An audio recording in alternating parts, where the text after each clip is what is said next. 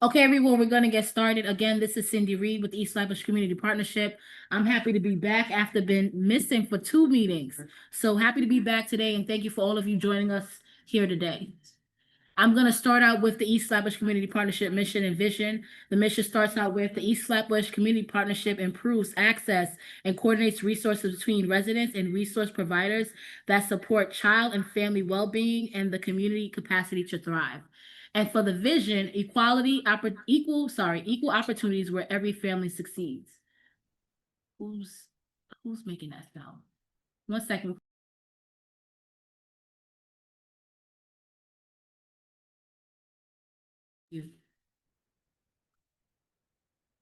Okay, for our agenda, we already did the welcome. We're going to share the East Flatbush Community Partnership updates. We have 3 major providers here today for community partner highlights. And then as we always end with program updates and closing remarks.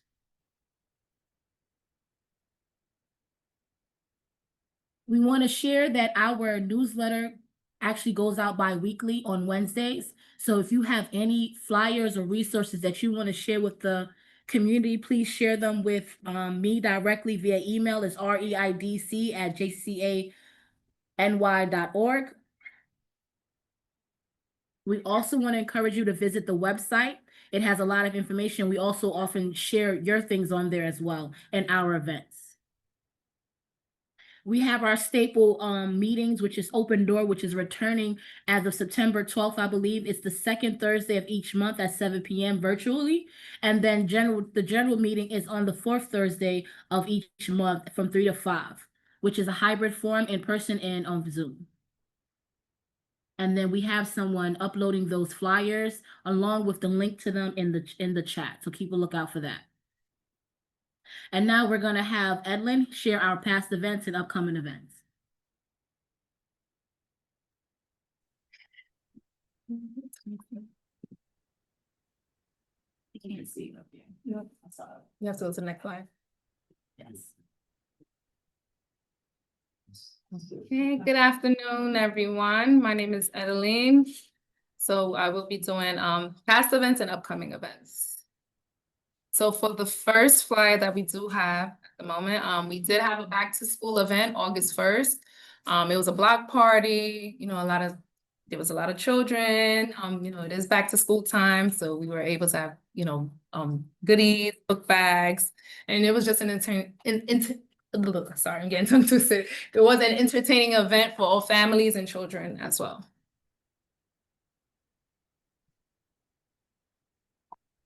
Next up, we had a National Health Center Week event where we were pretty much celebrating the past, present, and future.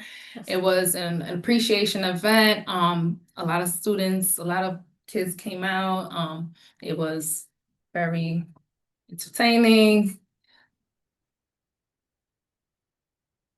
Next up, we have the Health and Wellness at Pattagate Park. It just recently passed about 2 weeks ago. I would like to thank all the partners that we did have that attend the event. Community Board 17 and Council Member Farrah Lewis was there as well. And it was just a good event. It was a hot day and everyone came together to collaborate for this event.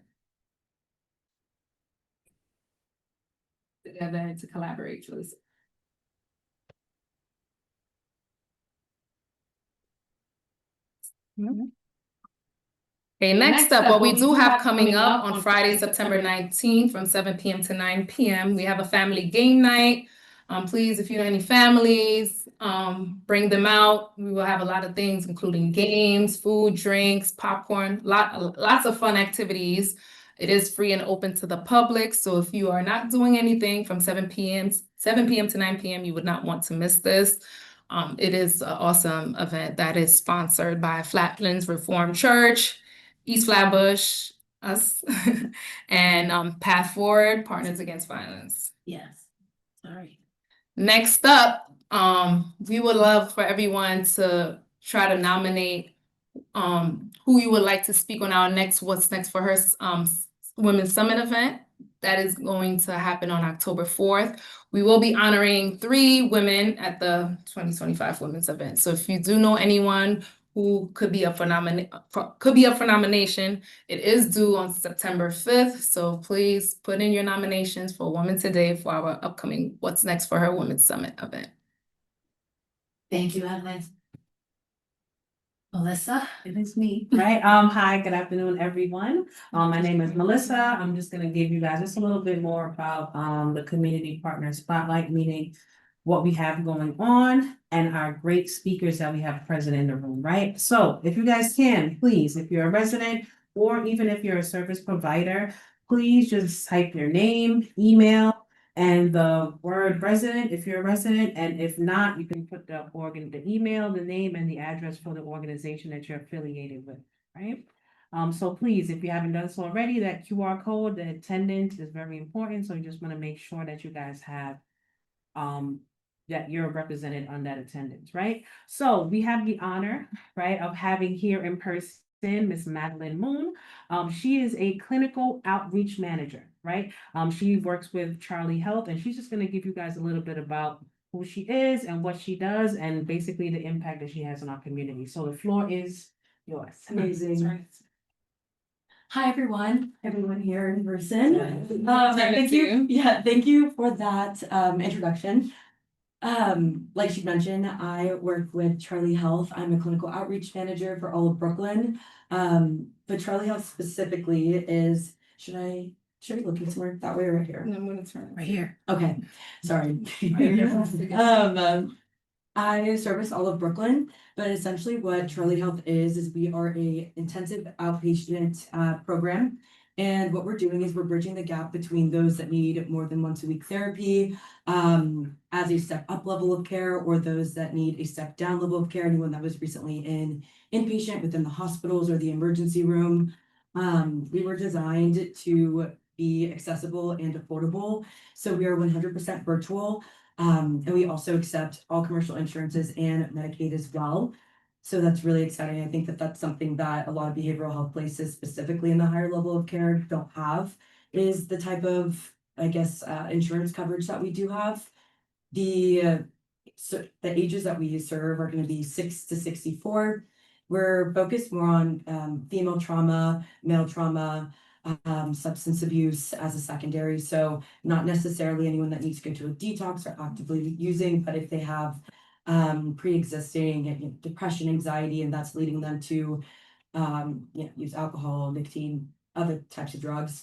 We do that. We deal with eating disorders. So it really is that wraparound level of care that we want to give to people. Like I said, if once a week therapy just isn't enough. We also do a lot with young kids with school refusal, anxiety. We've been seeing a lot with school coming up, that being something that kids have. We all know they're gonna have screen time no matter what. So what we have been saying is like, why not have productive screen time? And so we've really been we just opened up our ages down to 8 recently, and that's a lot what we've been able to see. We work a lot with neurodivergent children, ADHD, really anyone and everyone. I get this question all the time, like what makes someone not a fit for Charlie Health? And it would be if they're actively having any suicidal ideation, we're not going to be the safest option for them naturally. And then also too, if they have any active psychosis, things like that they would just be better in a residential treatment, we always will refer them out. With me and what I'm doing within the community, I'm really here just to spread the word about Charlie Health. I know you guys connect a lot of people to a lot of different resources, and I'll make sure I send this to Ms. Reed after this, but I'll send over my name, my information, what insurances we take, so you have that access to you. But also too, you can always reach out to me. I feel like because I have my hands in so many different pots. I work with ACS, I work with all of the hospitals, therapists, nurse practitioners, doctors within Brooklyn, but our organization is 38 states, and there's one of me in every single borough, if not 2 of me in every borough.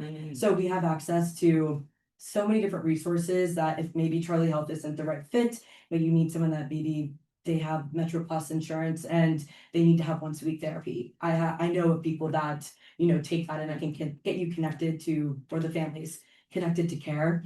So use me as a resource if you ever need anything on the behavioral health side. I'm always happy to help. And if you have any questions, you can go off mute, ask me. Yeah. Does anyone have questions from Zoom? I just wanted to ask, what does that process look like for a family? Sometimes even seeking mental health services for a child can just be challenging, Yeah. navigating the system. Absolutely. And just be really overwhelmed for the family that they just don't go about it. Yeah, exactly. I hear that all the time. That's a really good question. So typically what we like to do is we like the referrals to come straight from you guys, whoever's letting them know about the program. Come to me. There's a referral link you could do, but probably me is better. Give me a phone call. I can submit a referral for you. All I need is name, date of birth, contact information, or parent contact information. Then from there, we contact them. So they don't have to worry about calling us. Like we will contact them. Usually, I think we call them in 5 times before we're like, okay, we haven't gotten a hold of them. And of course, I would let you know, hey, we haven't gotten in touch with them, just letting you know if you wanted to try on your end, like, hey, you know, what have you. So we really do try to make that as easy as possible and like we do the reach out to them. Okay, thank you for that. Mhm. I just wanted to ask again, does anybody have any questions from Zoom?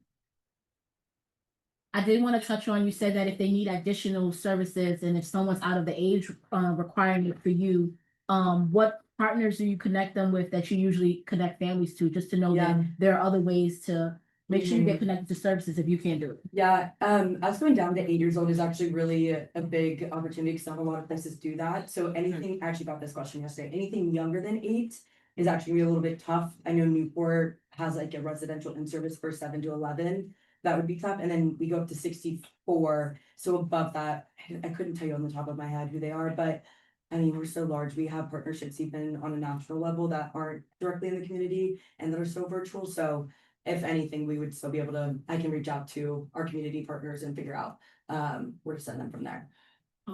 So I have Reverend Yard on the chat. Say, can I have your contact information? We will drop that in the chat. Absolutely, yeah. And I would love to have everyone else's contact information as well, so I could send you guys, I'm gonna give in person these trifolds and my contact information, but I would love for you guys to have that in program materials. We also do, we do our program in Spanish as well. I also like to always mention that too.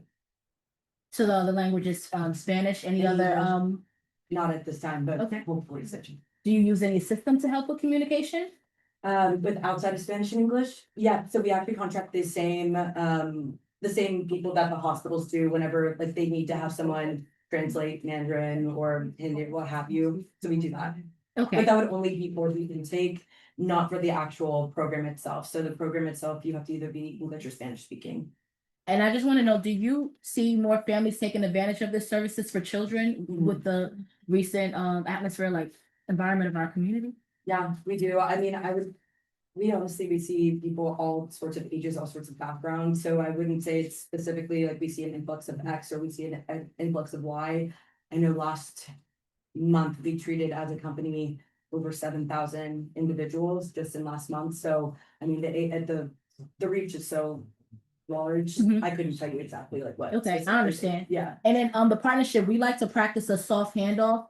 So if we're making a referral, is it you calling them or somebody else? it's gonna be our admissions coordinators. I'm basically the liaison between you guys as the referral sources and then getting them access into our care and making sure that it goes smoothly, but I don't have a clinical background. I didn't come from social work or anything like that. So if you did want to, let's say you have a family that has more questions, I would be happy to take the phone call and I would get one of our admissions team and who has that clinical background and be able to maybe answer a lot deeper questions that I would have knowledge of.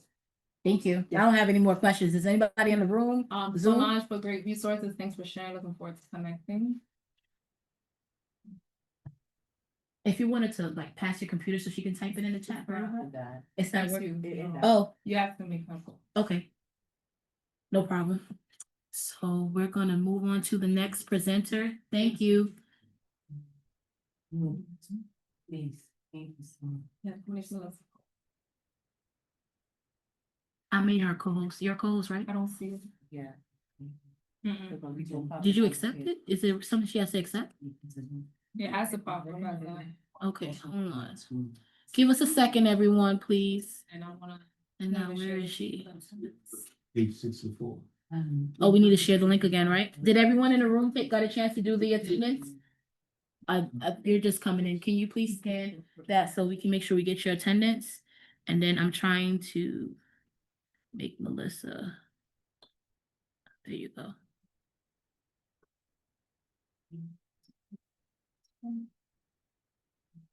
Okay, there you go. Yep. Yes. Okay, Yeah, for example.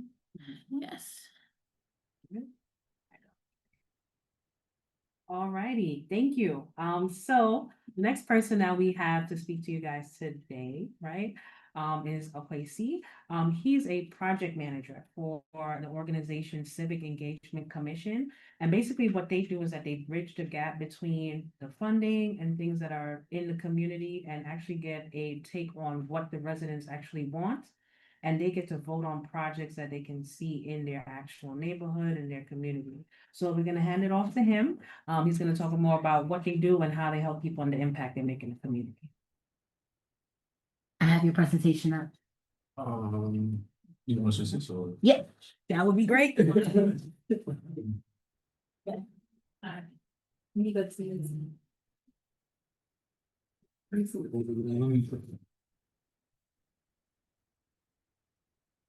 All right, hey everybody. My name is Kwesi G-Man, and as they said, I am from the Civic Engagement Commission.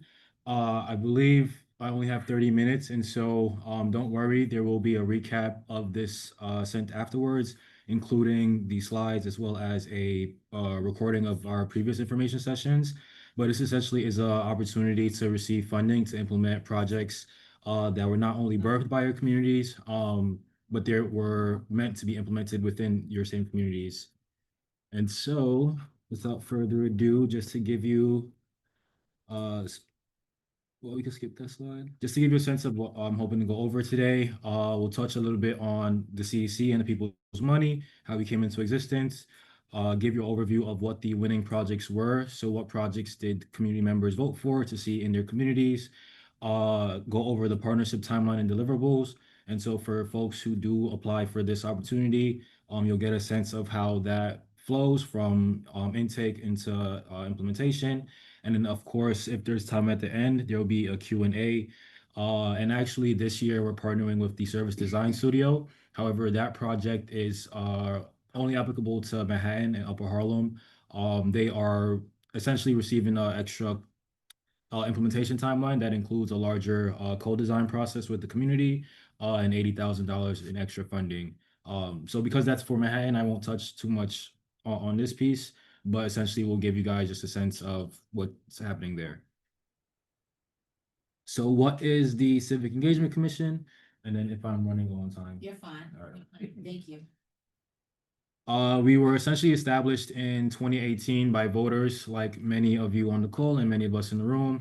Essentially, the commission's mission is to enhance civic participation, promote civic trust, and strengthen democracy in New York City. And our main initiative to do that is the People's Money, which is a participatory budgeting initiative, essentially meaning that the public gets to directly decide how to spend part of the public budget. And then we also have our Tree Neighborhood Initiative, which really supports our on-the-ground community activation and coalition building efforts. However, today is all about the People's Money and how some of you guys who are doing great work in the community can receive funding to implement a project that this community said that it wanted. And again, our process is participatory budgeting, right? Any New Yorker 11 and up can participate regardless of immigration status and regardless of criminal history. And so if you've had run-in with the law, you're still able to exercise your civic right and be a part of this process. So what is the People's Money? Again, as I mentioned before, a democratic process in which community members directly decide how to spend part of the public budget. In this case, it's NYC's entire budget. Right now, we only have about 5 million allocated to it, but over time, hopefully that number grows as more people use their voice to dictate what it is that they want to see. And essentially, our initiative is the first citywide initiative for the city. For those of you who have participated in participatory budgeting efforts before, it was most likely through a city council member.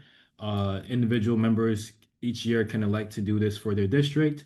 However, it's opt-in, but our process is mandatory every year to ensure that it's being accessed citywide. So where do the People's Monies projects come from? And so we really quickly, our colleague Hayden, who supports us on the tree initiative, will sort of dive into it. But if the audio isn't going correctly, then I'll just kind of go over that.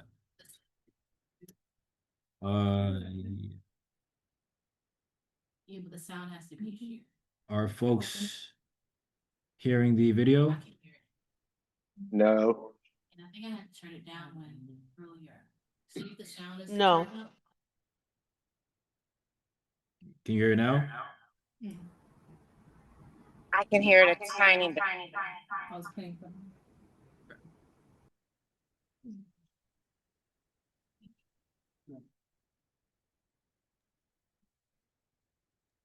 BC, can you turn it up on the computer?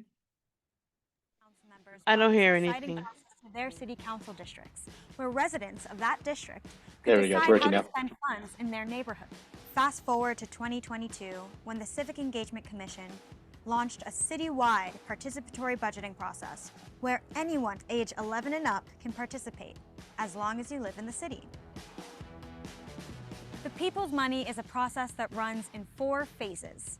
First, during the idea generation phase, in the fall, New Yorkers are invited to attend workshops held all across the city, where they learn about the city's budget and submit their ideas for how they think city funds should be spent.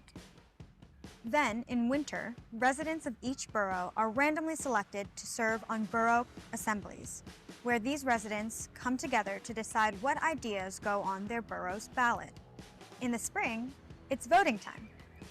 All New Yorkers age 11 and up can vote on the ballot for the borough where they reside, and anyone can vote, regardless of their immigration or incarceration status. Finally, the ideas with the highest number of votes in each borough move on to implementation, where nonprofits are selected in a competitive process to implement the winning ideas. Let's take a look at an idea that made it all the way to implementation and see how it got there. This year, the Coalition for Hispanic Family Services, a nonprofit in Brooklyn, is implementing a winning project from last year's PB cycle called Parenting Education Program for Single and Teen Parents. How did this winning project come to be? Let's follow the journey of this idea from the very beginning. During idea generation last year, a Brooklyn resident attended an idea generation session in their neighborhood. They thought about some challenges residents face in the borough and submitted an idea for a parenting resource program for new parents who could use the extra help. Because this idea addressed a deep need across the borough for parenting support and resources, the assembly members decided to put it on the ballot. So during the vote phase in May and June, Brooklyn residents voted to fund this idea and moved it on to be implemented. Finally, in the implementation phase, a nonprofit, the Coalition for Hispanic Family Services, was selected through an application process to bring this project to life. Now that you know how an idea becomes a winning project, it's your turn to submit an idea for how city funds should be spent through the People's Money. Thank you, Hayden. And so hopefully Hayden painted a really succinct picture as far as how the journey takes place from start to finish. But just to recap, essentially in the fall, there are idea generation sessions held all throughout the 5 boroughs where thousands of ideas for projects, programs, and services are sourced from community members. Those same community members, if they choose to, can be chosen to be a part of the borough assemblies. And those borough assemblies essentially weed through those thousands of ideas to narrow it to a top 10 for the borough ballots. Once those ballots are finalized, they enter the voting phase where, again, New Yorkers age 11 and up, regardless of immigration and incarceration status, can participate. And then in the final phase, which takes place over the course of a year, but really kicks off in October, implementing organizations that win the RFI, which I'm here to talk about today, are essentially implementing the projects and making sure that they deliver what the people ask for. So again, as I mentioned, this presentation focuses on implementation, but the RFI process. So overall, there are 20 community-driven projects that will be implemented in the Task Force on Racial Inclusion and Equity Neighborhoods. So essentially, if you guys remember during the pandemic, that was a very trying time that took its toll on a number of different communities. However, based on various socioeconomic factors, there were 33 that were hit the hardest, and those are essentially our tree equity neighborhoods. And each year, the projects that these neighborhoods tell us that they need happen to be along the lines of education, workforce development, arts programming, health and well-being programming, civic engagement, and general social services and accessibility programs. And then this year, we're partnering with the Service Design Studio for a Design by Community Fellowship pilot. This project is applicable to the Youth Entrepreneurship Program in Harlem. That's what the Harlem community voted for and decided. And so that's their initiative for this year. And because this is a pilot program, it's only attached to one project. But again, depending on how this year goes, this may be available for more than one project. So what projects are being implemented this year through the people's money? What did the people vote for? Before we get to that, just to give you a sense of how much each project will be funded. So in the Bronx, there will be 5 projects funded at $200,000 each.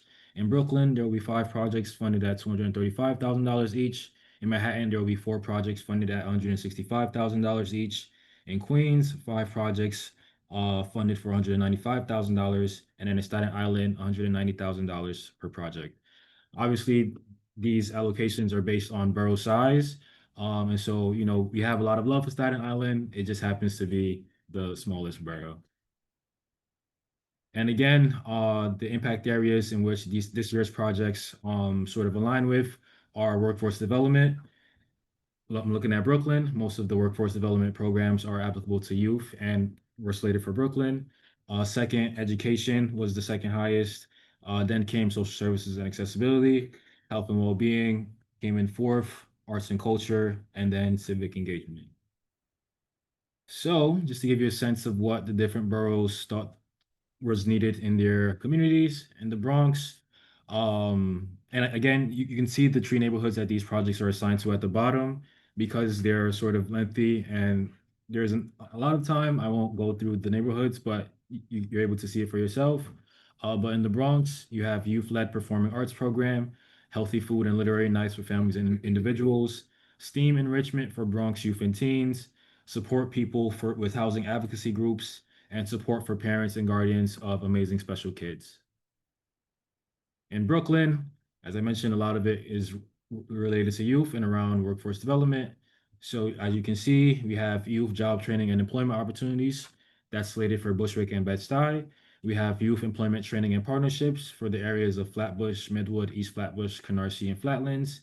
We have job training and support for employment for single parents for Brownsville, East New York, Starrett City, and Cypress Hills. We have community kitchen with classes slated for Coney Island and Brighton Beach, and then young parent support and classes for Sunset Park.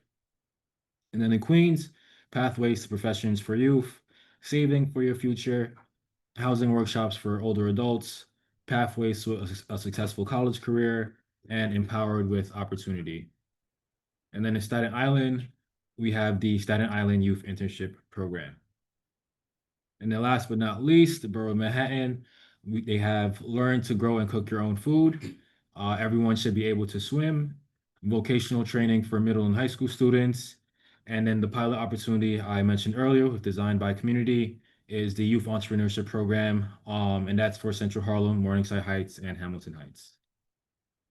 And so the Design by Community process essentially just adds an extra level of co-design.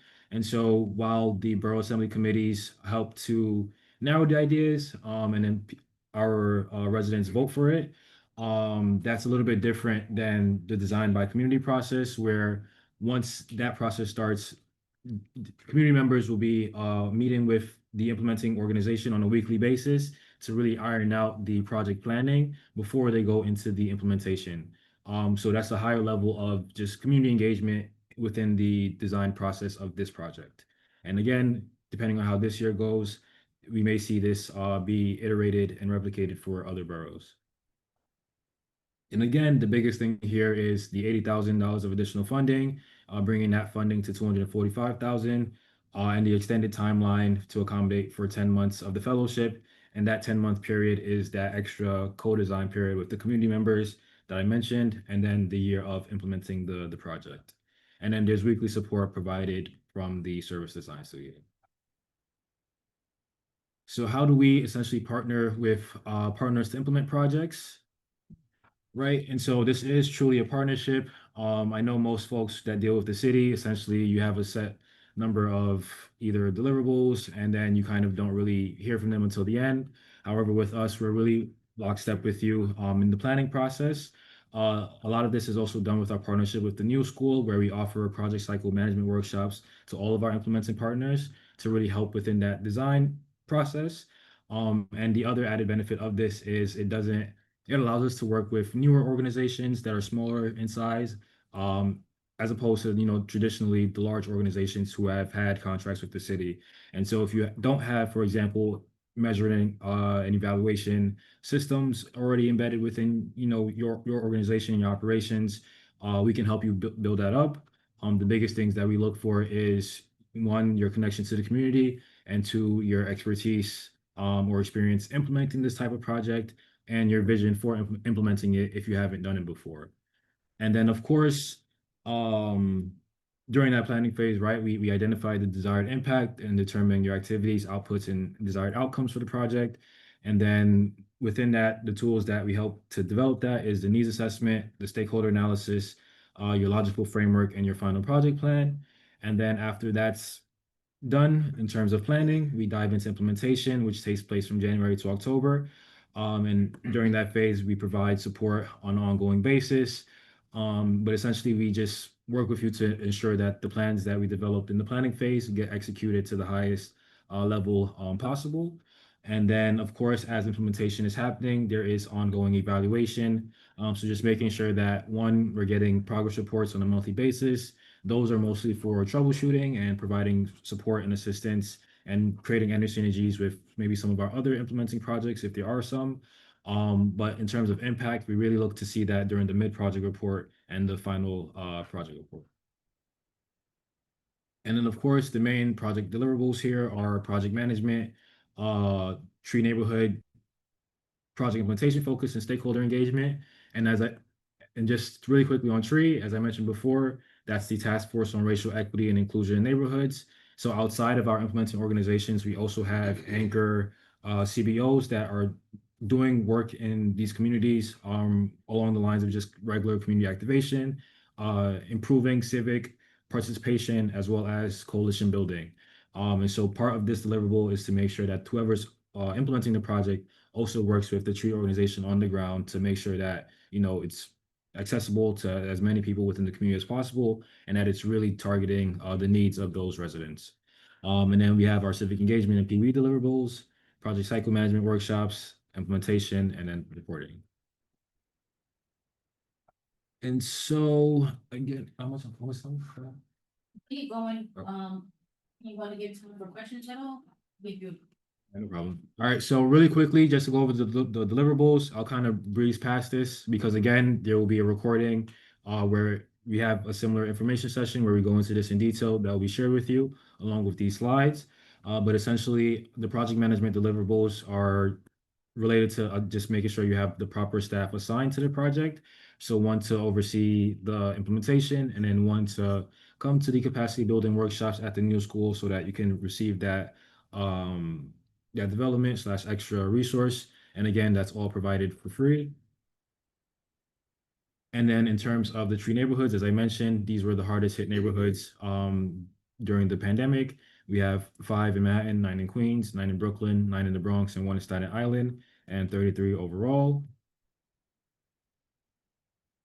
And in terms of what that deliverable looks like, as I mentioned, it's really just working with the organization on the ground who holds that tree administrator role. And that collaboration could look like one of these 3 ways, where they facilitate resource sharing between the organizations in the same geography, or create an opportunity for site and audience specific co-design to reach key community members, or simply just increasing access to project services for tree partner stakeholders. And these are just some quotes to reflect, the value that the tree partners have had, not only working with the CEC, but also the implementing organizations to really deliver the projects that those same communities asked for. And then the capacity building workshops, again, this is in partnership with the New School. And these are 14 in-person workshops that support the design, planning, implementation, and monitoring of your projects. And to better showcase what happens in those workshops, I'll have this video play. So before we play the video, there is a question on the Mhm. chat. Karen asks, where can one get a listing of these anchor tree organizations within each borough? Yes, there's a link to that, and we can provide that shortly after this meeting. And again, let me know if you can hear audio. Yeah, we can.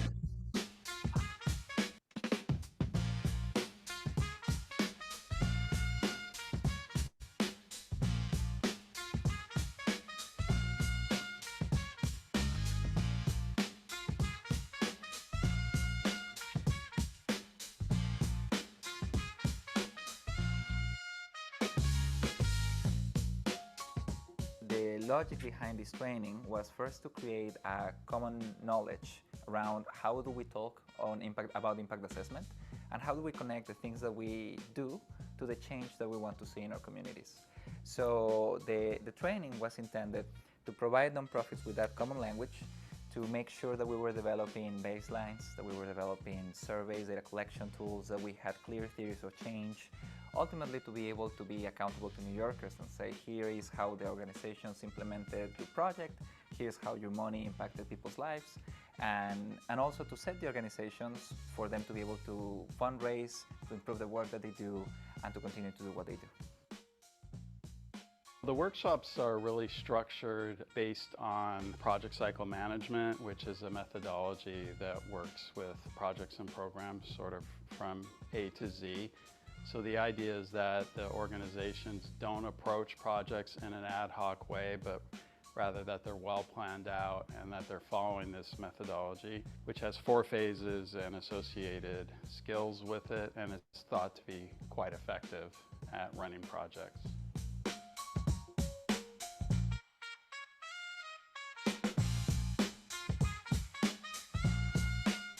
One of the main things was actually that we thought we needed to do more hands-on work with people. As opposed to covering concepts and talking about different topics, we learned that a lot of people were actually applying the concepts that we talked about, but they didn't have exactly the language to talk about the things that they were doing already on the ground. We really learned that organizations are meeting a lot of really big needs in communities. So what we do is actually work with them instead and do hands-on creation and development of tools in the workshops themselves.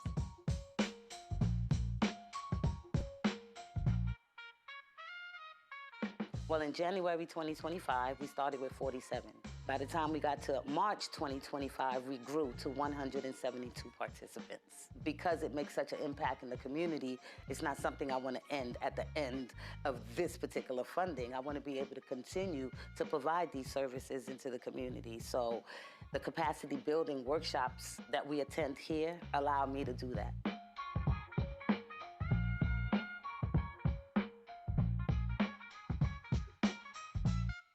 These capacity building workshops have been really helpful in us developing our M&E. We are, again, a really small organization, but it's really hard to translate that need into the language that funders speak. And so these capacity building workshops have been really helpful in really learning how to speak that language. We use these initial survey responses as a pilot as we learn from them, and now as we're gearing up for this work that's going to start in the summer, which is in partnership with the New York City Department of Health and Mental Hygiene, we're ready for this engagement that we're going to have with these community members, and the survey is going to depict that in a very accurate way.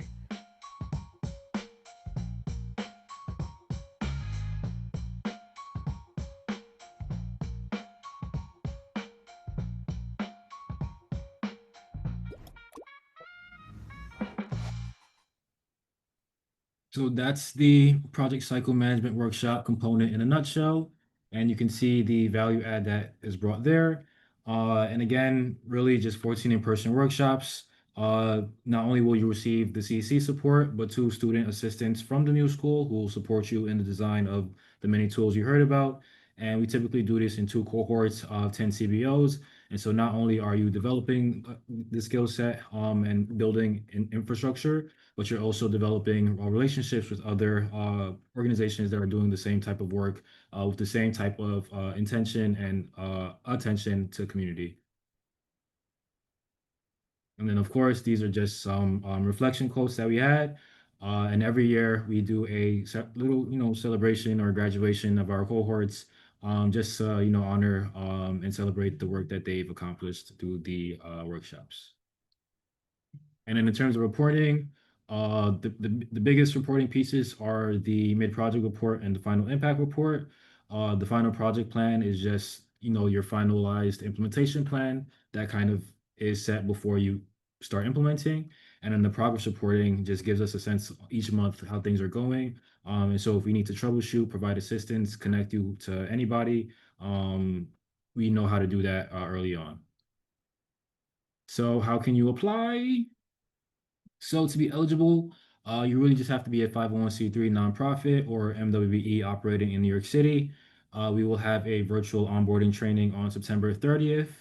And then you must have the ability to send at least one designated staff to work on pretty much at least one staff who can go to the project cycle management workshops to get that resource.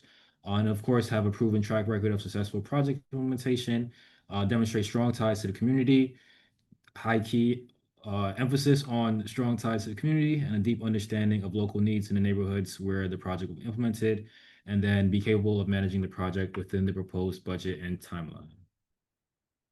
And so how to apply, again, applications are due September 7th at 11:59 p.m. They are mostly done through an Airtable form.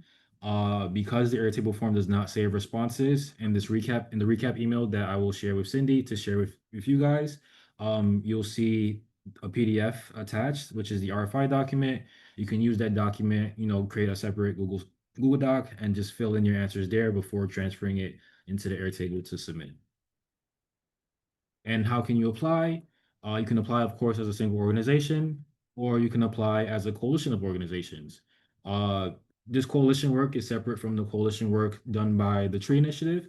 However, this is a intervention, I would say, right? So outside of the project cycle management workshops, which helps us to work with small organizations can also choose to team up together or team up with someone slightly larger and apply to implement one of these projects. The only thing with that is what we ask that if you're applying as a coalition, you do need to select a lead applier because that person will be responsible for submitting the application. And once we provide funding, once the deliverables are met, they will also be responsible for sharing that with the other members within the coalition that applied. And all proposals should demonstrate the following: a clear benefit to the community, an alignment with the goals of the PB process, and feasibility within the allocated budget and timeframe. And ultimately, there's six sections to the application: background, community engagement, your implementation plan, your impact assessment and sustainability. So what you're foreseeing the impact to be, what the budget is within the amounts that are allocated for it. And then of course, references. We definitely want to see that other folks in the community have felt your work, have seen your work. And so those testimonies or reference letters will do a lot to improve your application. As again, strong ties to the community is weighted heavily. So planning for the organization, just a few things you should prepare beforehand. Of course, organizational chart, up to 3 letters of reference / support, detailed project timeline that includes key milestones. So for example, how many people are you looking to serve? And then the comprehensive budget outlining how your organization will spend the funding allocated for the project. And then of course, this will be shared in the recap I share with Sydney to share with you all again, where it will detail the deliverables, expectations, and requirements in more depth, as well as there will be a FAQ document to help answer any questions. And again, in terms of criteria for selection, ability to fulfill program requirements, organizational experience and connection to community, strength of community engagement, strategy, and partnerships, your alignment with the needs and priorities that were identified through PB, your feasibility, clarity, and impact of implementation plan, sufficient capacity and staffing, practicality and completeness of the budget. And again, applications are looked at holistically, right? And so if you may fall short in sufficient capacity and staffing, but have really a strong community engagement strategy and partnerships, as well as organizational experience and connection to the community, that lack of sufficient capacity and staffing can get, not overlooked, but it won't be counted against you heavily. So I will now open up for Q&A if possible.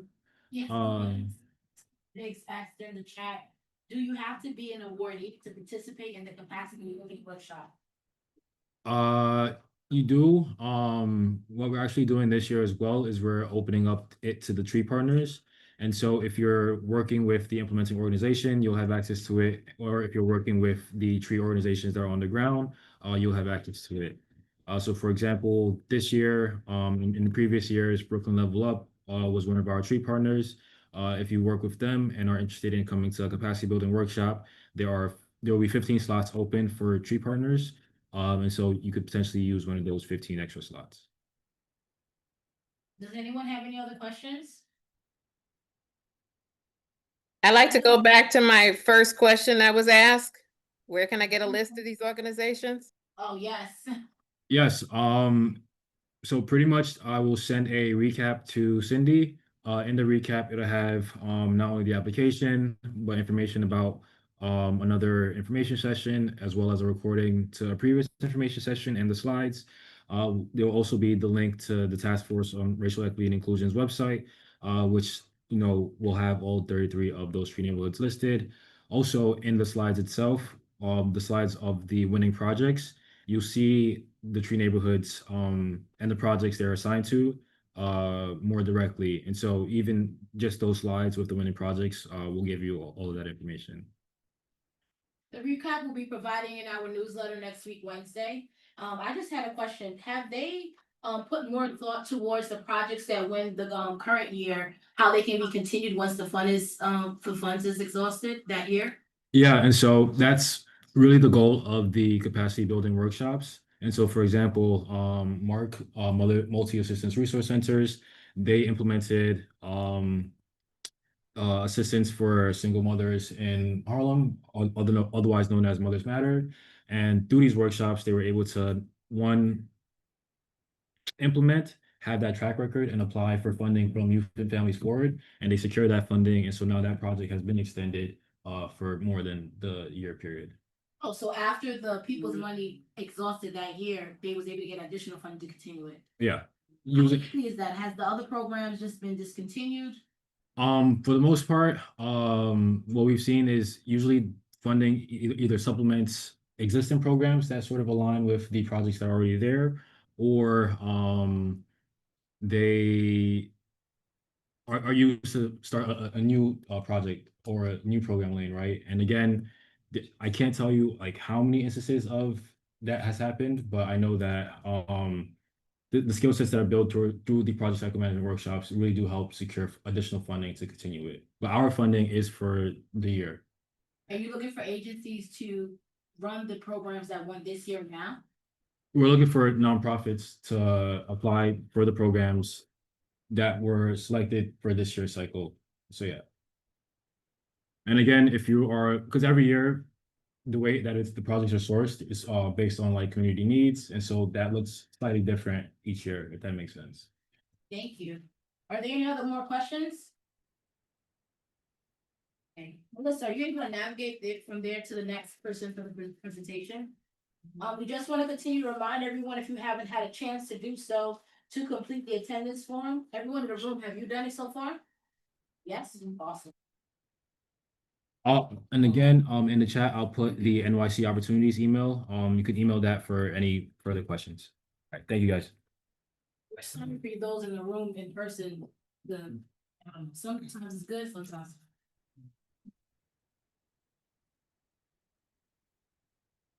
You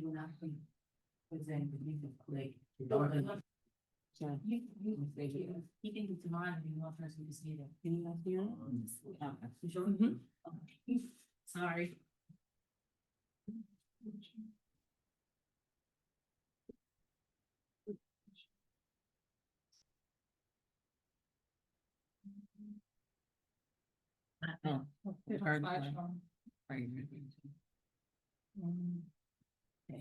We can see it. You can go ahead. Yeah. Alrighty, so thank you so much, Quincy, for sharing that information with us. The next presenter that we have is Jennifer. Miss Jennifer is actually a East Flatbush resident, right? So right here from our local East Flatbush community. She's actually an author and a book writing coach. So she's gonna share basically what she does and how she helps people actually make their own books on Amazon, right? So if you're ever interested in writing a book, right, whether it's you, maybe a student, whoever, right? She's gonna give you all the tips in order to get your book online and get those sales, right? So the floor is yours, Miss Jennifer. Yes, yes, yes. Thank you so much, Melissa. Good afternoon, everyone. It is so great for me to be here, and I'm so grateful to be able to have this opportunity to help you with information that you can use to write your own book and publish it on Amazon. Hi, my name is Jennifer Anyasi. I'm also known as the My True Success Lady. Why? Because I am the founder of the My True Success series, which is a series of workshops and events that could help people be successful in different areas. I am a book author and I'm also a book writing coach. If you go on Amazon and you put in my name, you'll get a list of the books that I have written and published. I've published an ebook. I've published this paperback here that you're looking at now, which is called On Fire Connection, which is a combined book of stories in every chapter and a workbook to help all of us get closer to God and Jesus Christ so we can really have the ultimate true success, which is eternal life. In addition to that, imagine this. Many people I hear the story all the time. Oh, I want to write a book. I don't know where to start. I want to write a book. I've been trying, but I just can't seem to write much. We all have a story or two or three to tell. There are about 10 of us in this room on this meeting today and many more online. And it is possible and very easy to write a book these days, especially with the assistance of AI. That being said, some people have struggled for 1, 2, 3, 5, 10, 15 years to finish a book and they have not been able to. I came up with a system that is very, very easy, especially now that AI is in town. And there should be no reason why you cannot finish a book if you really seriously want to finish one. Could you go to the next slide, please? Just so that you know who I am a resident of East Flatbush. I've been a resident of East Flatbush for over 30 years now. Prior to that, I lived in Ocean Hill, Brownsville. And I just love Brooklyn. Brooklyn's in the house. At the age of 13, I started knocking on doors in New York City housing authority projects because I always wanted to help people. That has been my life. I have also, for many years, volunteered at various organizations and was offered jobs as a result of volunteering. But at the age of 13, I got together a group of young ladies who were only 11, and I organized a cheerleading tournament for the housing projects and the basketball team. When you write a book, the way to really make money from the book is to create a workshop or an event or a conference in conjunction with your book to monetize it. My professional background is over 25 years of legal secretarial work. So that being said, I know how to tear apart a document. As a legal secretary, you have to create documents for the court. They have to be flawless. In fact, the judge sometimes, when the attorney bring in sloppy work, could fine you if your work is not up to par. That being said, with Amazon, where you will publish your book, they may not accept your book because it's not formatted correctly. All my years in experience in being a legal secretary and being a project coordinator has given me the skills to teach mostly anyone how to write a book. I've also worked as an executive assistant, supporting the CEO at Kings County Hospital and working at Woodhall in the legal department. So in terms of the skill set, when you work with me, you're not just getting AI, you're getting an expert, human intelligence, someone who's gonna hold you accountable to make sure that you finish writing that book. Because I understand how painful it is to write for years and years and still do not have a finished book. Also, next slide, please. I remember when I wrote a legal secretarial training manual, I ended up going to junior high school 275, I believe is what it used to be called, on Rockaway Avenue in Hegeman. And they actually consulted me and paid me to teach some women how to create legal documents and use word processing advanced features for law firms. Why did they do that? When I went to them, I actually had a handmade training manual, meaning I typed everything up. I went to Staples, I bought a binding machine, I bought the spiral, I printed it out, and I created my own training manual by hand. But they paid me for each student that actually was in those classes, plus they paid me a really decent hourly rate. And the program was offered to the community for free. I say that to say that when you write a book, you create a workshop or a class. And I'm sure many of you have seen all of these ads at night, join this master class, join that master class for $997. Right. I'm sure you have seen those ads. They have been keeping some of us awake at night. But nevertheless, I'm teaching people how to create their books for much less than $997. So not only will I be your accountability partner to nudge you, I will also share the resources that are out there that are free that you can use to create your book. I'm also a wife.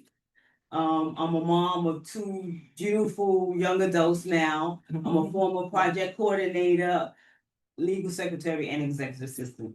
Next slide, please. So why would you want to write a book? There are many, many reasons why a person would like to write a book. First of all, you may want to write a book to establish yourself as an expert so that you can become a motivational speaker. A book really opened many doors. I am sitting here now because of my book. A book opened doors. People would invite you to conferences. They'll invite you to book expos and you can showcase your book. They'll invite you to some of those type of events to do a workshop. So it really is a door opener. Another reason to write a book is it's a form of documentation. You can leave that book as proof that you existed, and you can pass it down from generation to generation. You can pass that book down to your children. They can pass it down to their children. Even though they may not even get to know you, they can say, oh, my great-grandmother, my grandmother wrote this book. So it's a form of legacy. Another reason that you may want to write the book, which I touched on a little bit earlier, is a lot of people want to become motivational speakers. That is definitely the best way of doing it. Next slide, please. I forgot to mention one thing, supplementing your income. A book could be used to supplement your income, especially when you're about ready to retire or when you're already retired, because what are you going to be doing with all that free time? You can write books and you can monetize your book. You can start doing book signing tours. You can travel from state to state, city to city, country to country with a book if you write the right book. So how do you get started? I will be teaching via Zoom a Start Writing Your Book Today workshop on September the 10th from 7 to 9 p.m. And in that workshop is for people who really want to write a book but have not started. They don't know where to start. They don't know what to write about. They don't know if they can complete the book. In that actual Zoom meeting, I'm going to get you started. So when you leave, by the grace of God, that Zoom meeting, you're going to already have written 7 to 10 page guarantee. And the reason I say that is because I'm going to show you how to use AI, not to write the book for you, but to help you write the book, because I'll also show you how to write the book in your own voice. You don't want to write a book that sounds robotic. You want to write a book that sounds the way you speak. You want to write a book with the stories that you want to tell. Next slide, please. So how to start writing? There's a saying somebody wrote, the way to start writing is to just start writing. There's no other way to start writing. We can start writing right now. If I said to you, okay, just write one sentence about what you're gonna do when you go home tonight. That's right. Sometimes we overthink it. We overcomplicate writing a book. It's really simply, if you have something that's important to you or dear to you, or a message that you want to get out to the world, you just sit down and you write it one sentence at a time. And before you know it, once you get your outline together, you can start expanding on that book. Next slide, please. So what is the process and experience like in terms of writing a book? Currently, you may have, as you see on the screen, an empty pages, nothing's there. And your desire state is that you want to actually be not just a writer, but you want to be a published author. Because there are many people who have written over the years and they have piles and piles of paper, but they have not published anything. They have not completed anything.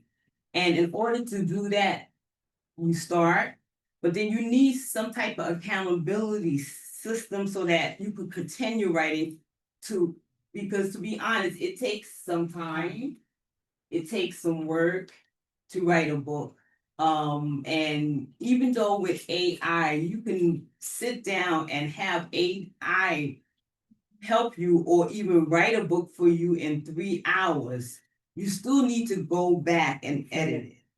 So in my workshop, I also teach you how to edit a book, not only from the perspective of the formatting and making sure it's grammatically correct, but also in terms of developmental.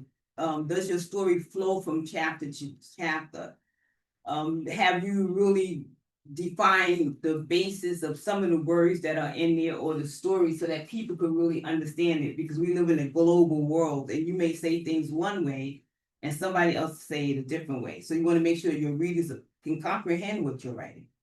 Next slide, please. So why work with me? I have struggled like many people, and now that I have the formula, I'm running with it.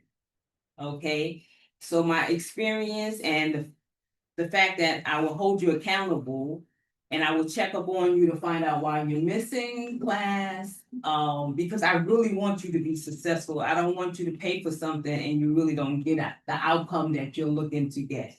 I will also hold your hand, and if you have any questions, you can always reach out to me, send me an email. I get back to you quickly and I'll let you know what you need to do so that you're no longer stuck if you're stuck. Next slide, please. Now, in terms of AI, you can learn AI to help you write your book, along with my insights, my accountability, and my experience sharing tips and strategies. I've also came up with some prompts, some AI prompts, some AI prompts are like little sentences and formulas you put together in AI so that it will spit you out what you want. I've played around with it long enough so that I can put in a prompt and it can give you everything instantly. And not only instantly, I know the prompts to put it in to get it to write a book in your own voice, tell the story the way you want it to be told.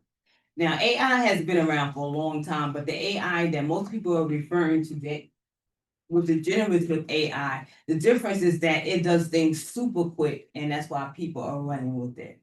Next slide, please.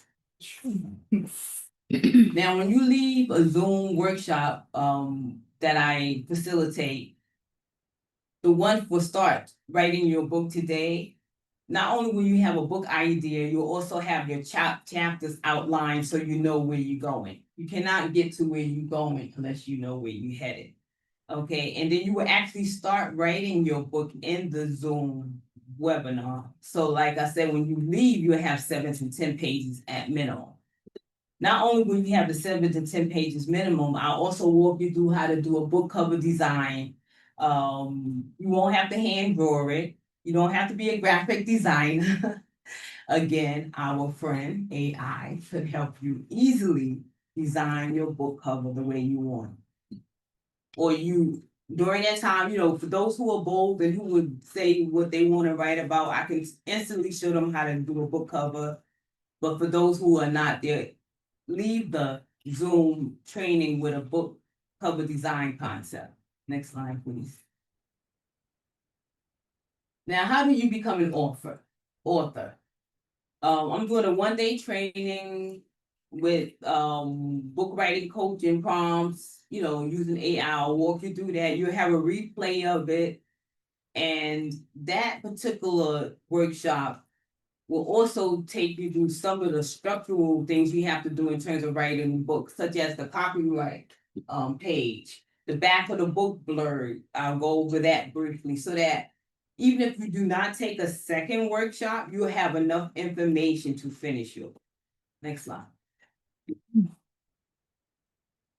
Now, this is a flash sale that I'm offering. Like I said, it's not going to cost you $997. This is one to get you started. And it's only for 47 hours. And as I get more people, I'm going to do a second one that will actually teach you how to publish. But this one, to be honest, is only on writing. It's not writing and publishing. Next slide, please. Now, who can take the workshop? Any individuals can take the workshop. Any non-for-profit organization participants, if there's a non-for-profit organizations who want me to come to their facilities and teach a group of people, 10 people, whether it's their employees, whether it's the people that they serve, I'll do that.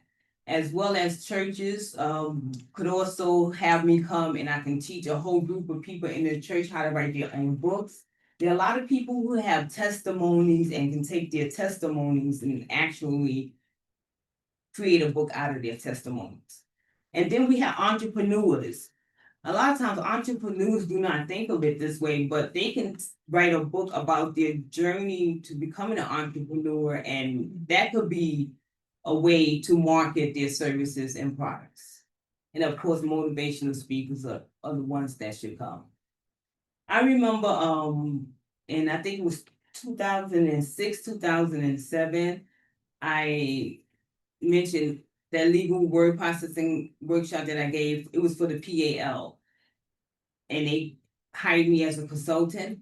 Actually, even though it was held in Brooklyn and right in Brownsville, someone from Long Island came just to take that free workshop. Because she had been a stay-at-home mom working for many years. She had raised her children and now she was ready to come back to work for attorneys in the legal industry. She drove all the way from Long Island just to take that workshop, and she ended up getting a job offer because she updated her skills. So it's for anyone because it's via Zoom. You can live anywhere within New York City, any state or any country, as long as you have an internet connection to take the workshop. Next slide, please. So you may be wondering, can I really write a book? Yes, you can. I know a few young people who have written books. Pastors, of course, have written books. Many people at these book expo have written books. Some people may say, well, I don't have the time. Well, I know time at time is an issue, but we know that where there's a will, there's a way. We know that when we really want to do something, we make the time, okay? In addition to that, I also go over time management to write a book. And sometimes it's really not that complicated. Sometimes you may want a thought comes in your head. It could be a poem. It could be, you could write a recipe book. You could write a romance novel. You could write a how-to book. You could write a thriller book. And a thought may come to your head, but you're busy or you don't know how to carve out your time. Sometimes when you go in to take your shower or your bath, you may have to go in there and stay a little extra 5 minutes and write down what you want in that restroom. You know, you have to be creative to make the time to write a book. If you're in a supermarket and you're waiting on a line, why not just take out your pad and start writing? You gotta wait on the line anyway. So I have all these little time management tips and strategies that I teach you how to write a book. And another time management, another way to write a book is like you join a Zoom. Once you're on that Zoom, you're not gonna do nothing. You're gonna actually start writing. A lot of people don't look at it that way, but once you're there, once you show up, you will write via the internet. Next slide, please. So as I said, September the 10th, 7 to 9. I'll make sure Cindy gets the link. It's going to be posted on Eventbrite. So I'll send you the Eventbrite list where people could start registering. And I'll leave my information at the end of this presentation. If you need to get in contact with me, my email address, you can contact me and I'll reach out to you and give you whatever additional information that you need for the workshop. Next slide, please. This is my contact information. As I said, you'll leave with the book idea and the chapters outlined. You'll leave with guaranteed 7 to 10 pages written. You'll leave with your book cover design, or the actual design, because it doesn't take much for AI to design a book cover for you at all, as long as you know what you want to be on that cover. That's the link to one of my books on Fire Connection. When you put my name in Amazon Books, you'll see the other 2 books, and that is my email address, mytruesuccess2@gmail.com. I'm hoping that you would, reconsider writing a book or think about it if you have not thought about it.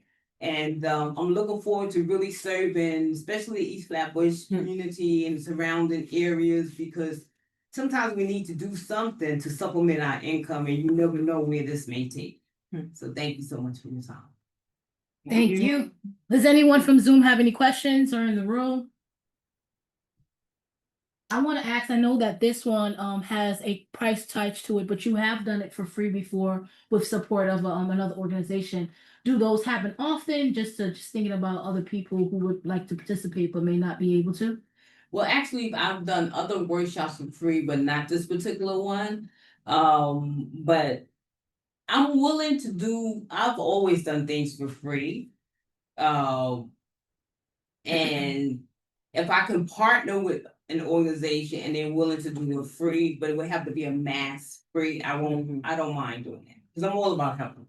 Okay, but opportunities do come up like that where you share and they could take advantage of that. Okay. And the way that works is the organization usually pay me, and then all of the participants can come for free. So once the organization pays me a fee, then the public can come for free. So I would love for some non-for-profits or organizations to consult me. I won't break the bank, I don't charge that much, and then offer it to the public for free. And you say anyone can be in the room, so somebody can be writing about how to paint your toes, and another person be out how to build a robot or something like that, and that's fine in the room. Yes, because I don't have to see what they're writing about. Mhm. This their book. They don't have to share their book with anyone. They just come in to learn the tools, the techniques, and write as we're on that Zoom. Awesome, thank you. Any other questions? Yes. Just a clarification, so the $47, they should be started. Okay, and if if you have a book club, then you could have have that group, you could come or do a Zoom for that particular book club. Okay, yes. The $47 is for the 2 hours, September the 10th, 7 to 9 p.m. Zoom training. And in terms of book club, if I understand your question correctly, are you saying to come to the book club to teach the people in the book club how to write their own books? Yes. Okay.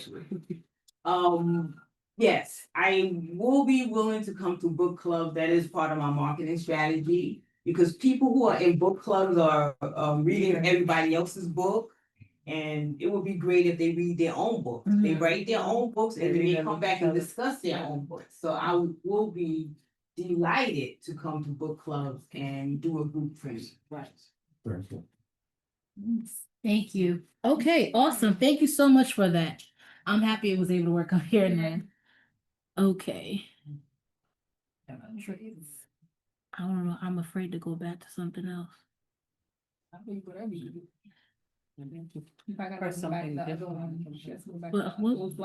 Right, I'm trying to see where I am. Okay, I'm on here. So how do I get here again on the regular one? Which one? This one? That one, I think. Yeah. No, it's not coming up. You gotta take care. Yeah, take share. Mhm. No. Yeah. Yeah. We all. See, no. Where you came, it's there. It's kind of work up there, but over here. You're gonna have something separate how you did it the last one. Mm-hmm. Okay. Yes. Yeah. Alright, guys. You check attendance? Is it good? My computer.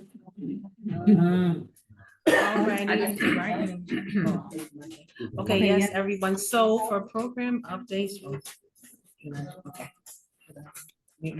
For program updates, is anyone on the group right now have anything that they want to share with the group, whether it's about their particular organization, an event that they have going on, anything that's upcoming, the floor is open. You can also share that as well. Wait, no, I can have it. You can also share that as well with Sydney, and then she'll have that information in order to use our newsletter. So you can share in the chat as well. You can put if there's a flyer, a business card, you can put it in the chat. Or if you wanna unmute and we could give you a chance to share your programs or any updates that you have or any upcoming, you could unmute yourself at the moment and you could, the floor is yours. Or if you wanna put it in the chat, you could put it in the chat, so this is your moment, guys. Or anybody that's here in person, you guys are giving out stuff, so we can definitely discuss.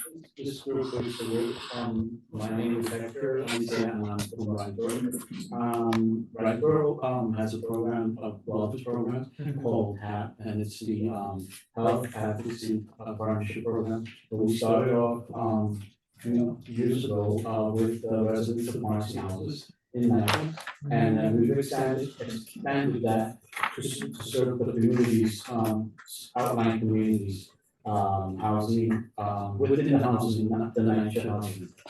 Just to support the residents there and and address their health needs. So we offer classes like Zumba, boxing, there's yoga, there's Wednesdays we do food demos, and it's done with also with the choreograph like workout.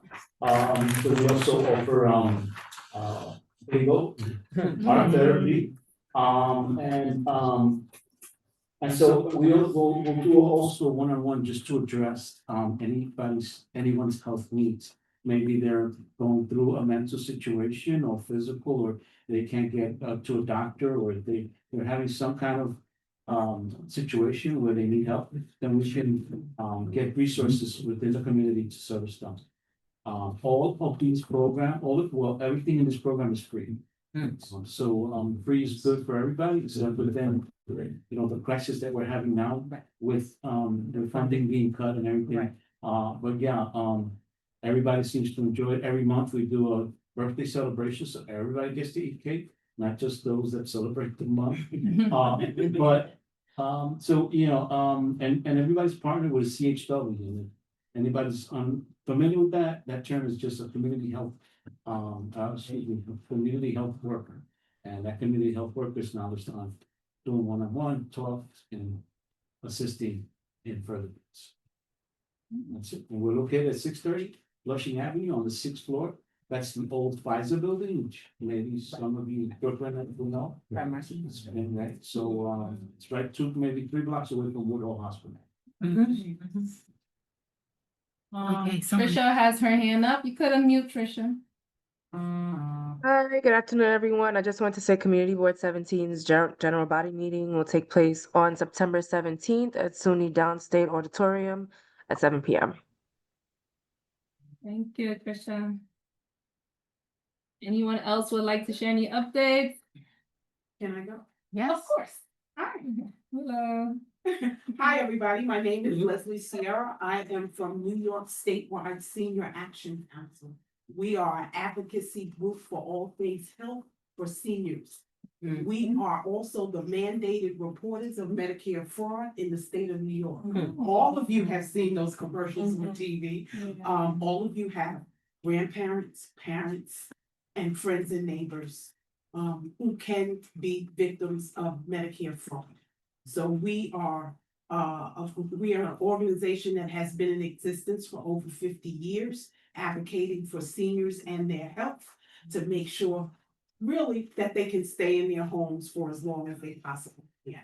Our SNP program is a federal program, and we educate as well as report Medicare fraud throughout the community. We are throughout the state. I just happen to be a Brooklynite. I just happen to be a Brooklynite, and so we do those things like educate seniors on how to protect, detect, and report Medicare fraud. We also do Medicare counseling to help people. You know how difficult it is when your parents are good and your grandparents are picking plans. What do they do? What happens? And we also cover patients' rights. We help people that are in nursing homes, people that are in hospitals, and things of that nature. I have put in to do a formal presentation, so I will look to do that. But just to tell you, we do all types of things like teach-ins on Zoom. Our next teach-in is to talk about how to detect sepsis and efforts to prevent it in New York. So that teach-in is September 30th. It's on a Tuesday. It's from 10 a.m. to 11 a.m. And if you want more information, I can just tell you to call. I don't have my computer with me today, but we do have an 800 number, 800-333-4374. This is my first time at this meeting, so I'm learning and seeing. So thank you so much for having me. And if you have parents, grandparents, neighbors, or friends, I need to talk to you. I need to talk to you. So we would like to talk to you and tell you more about things that we're doing. New York Statewide is run by seniors for seniors. So seniors are always in the mix. And we're always, those are our most, we can count on them to vote all the time. So you want to keep them informed and keep them engaged. So I'll be back again. Thank you.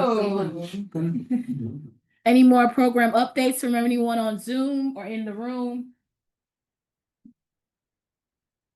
Okay. Ooh, yes. This is my first meeting. Hi, everybody. Hi. My name is Raul Rubio. I am with the Department of Health and Mental Hygiene.